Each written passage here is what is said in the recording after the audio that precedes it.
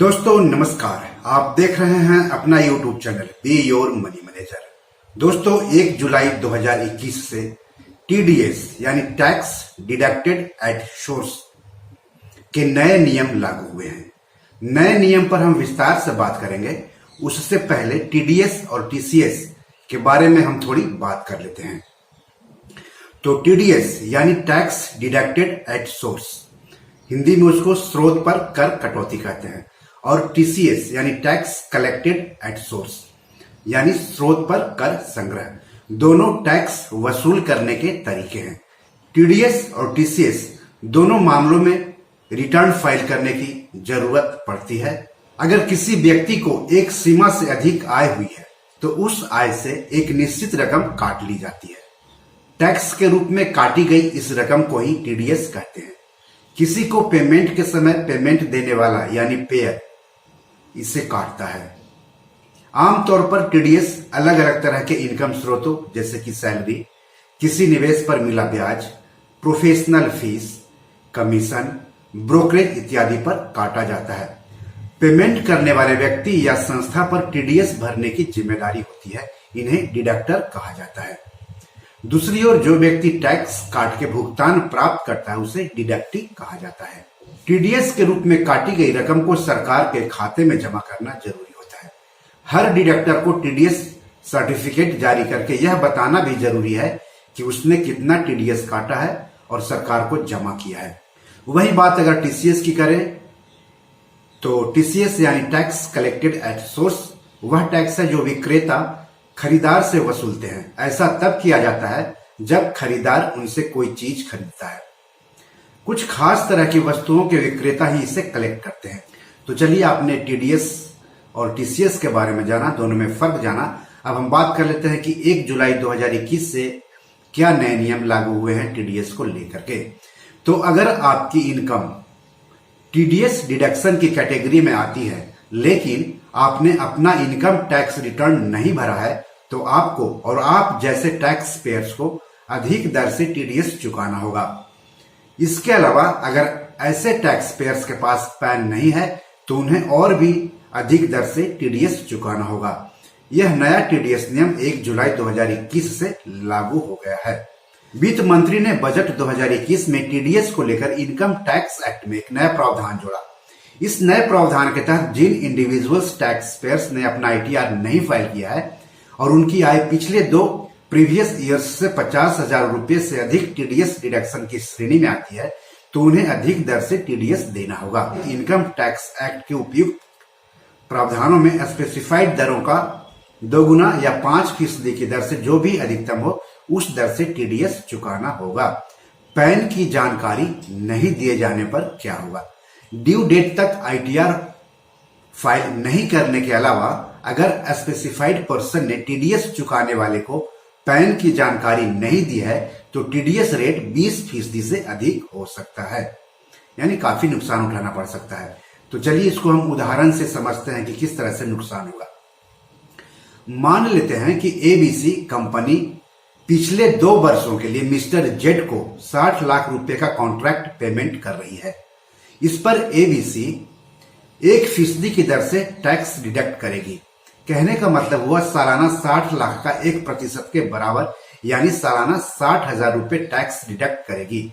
लेकिन ध्यान रहे, ऐसा तब होगा जब मिस्टर जेड ने पिछले 2 साल का आईटीआर भरा हो और उसने अपना पैन नंबर जमा किया हो कंपनी एबीसी के पास, तब 1% कटेगा। अब अगर मिस्टर जेड ने पिछले 2 साल का आईटीआर नहीं भरा होगा और उसके पास पैन भी नहीं होगा तो कितना टीडीएस कटेगा ये भी जान लीजिए।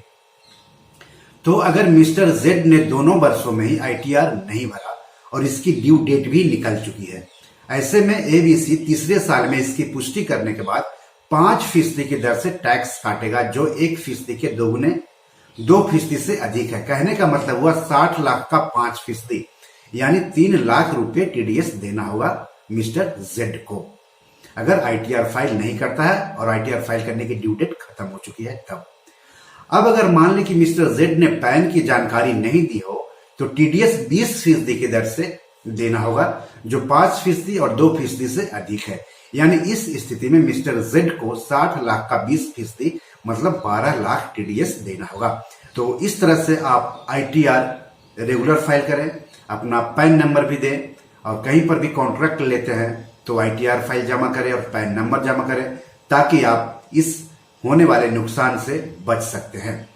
अब है कि 1 जुलाई 2021 से एक और नया टीडीएस नियम लागू किया गया है। 1 जुलाई 2021 से माल की खरीद पर धारा 194Q के तहत टीडीएस का प्रावधान लागू किया गया है। तो क्या है नया प्रावधान और कैसे आप पर असर डालेगा, आप भी समझ लीजिए।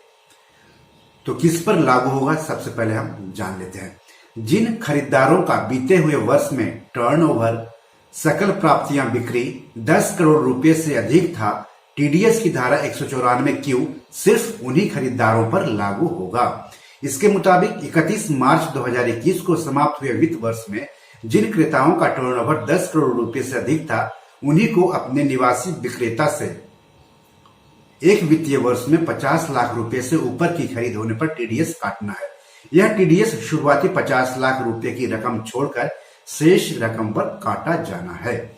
लेकिन यदि किसी क्रेता का टर्नओवर 31 मार्च 2021 को समाप्त वर्ष में 10 करोड़ रुपए से कम है, उन्हें इस प्रावधान का पालन नहीं करना है। इस प्रकार बहुत बड़ी संख्या में खरीदार करदाता टीडीएस के इस प्रावधान के बाहर ही रहेंगे। एक बार फिर से आपको बता दे रहा हूं कि जिन क्रेता का 31 मार्च 2021 को समाप्त वर्ष को टर्नओवर 10 करोड़ रुपए से अधिक था, वही धारा 194Q के तहत टीडीएस काटने के उत्तरदायी होंगे। अब है कि किन विक्रेताओं से टीडीएस काटना है। किसी एक वित्तीय वर्ष में यदि जिस भी एक विक्रेता से धारा 194Q के तहत टीडीएस काटने के उत्तरदायी क्रेता ने 50 लाख रुपए से अधिक का माल खरीदा है, उसमें से 50 लाख रुपए से अधिक की राशि पर 0.1% की दर से टीडीएस काटना है। यहाँ ध्यान रखें कि यह विक्रेता आयकर प्रावधानों के अनुसार भारत का निवासी अर्थात रेजिडेंट होना चाहिए और साथ ही उसे इनकम टैक्स के दायरे में भी होना चाहिए, यानी एनआरआई या फिर जो इनकम टैक्स के दायरे में नहीं है, उन पर यह प्रावधान लागू नहीं होगा।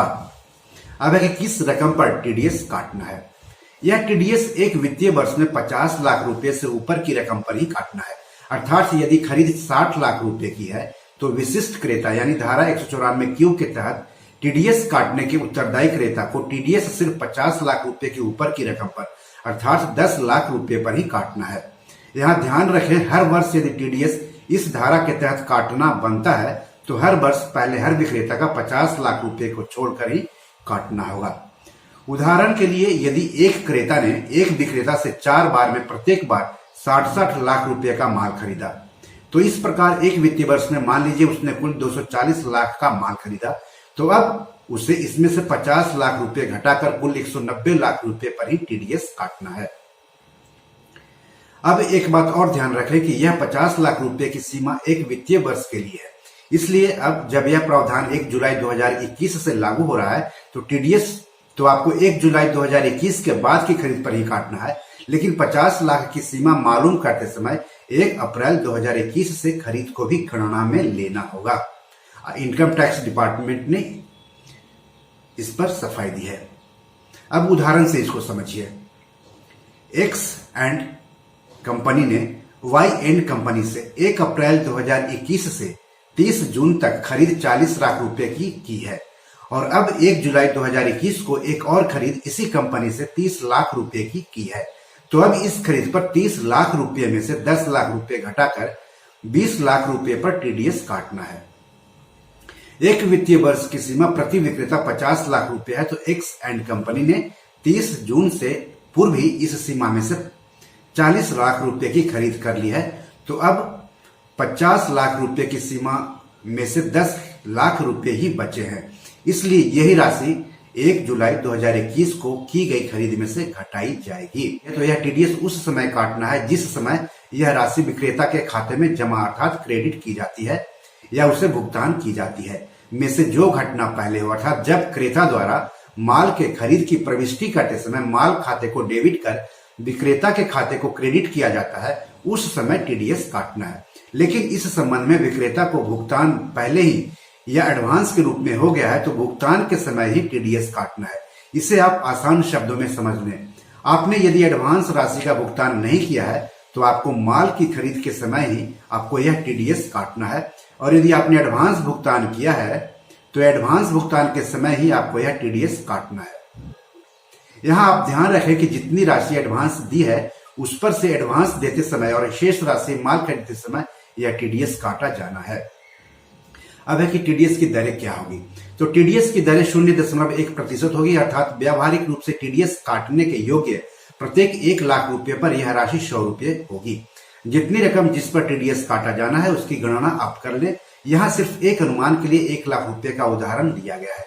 अब इसको उदाहरण से समझिए। यदि क्रेता ने एक वित्तीय वर्ष में कुल 52,34,400 रुपए की खरीद की है और यह सारी खरीद 1 जुलाई 2021 के बाद ही है, इसमें से 50 लाख रुपए घटा करके यानी 2,34,400 रुपया जो बचे हैं उस पर टीडीएस की राशि होगी 234 रुपये, यानी 2,34,400 का 0.1%।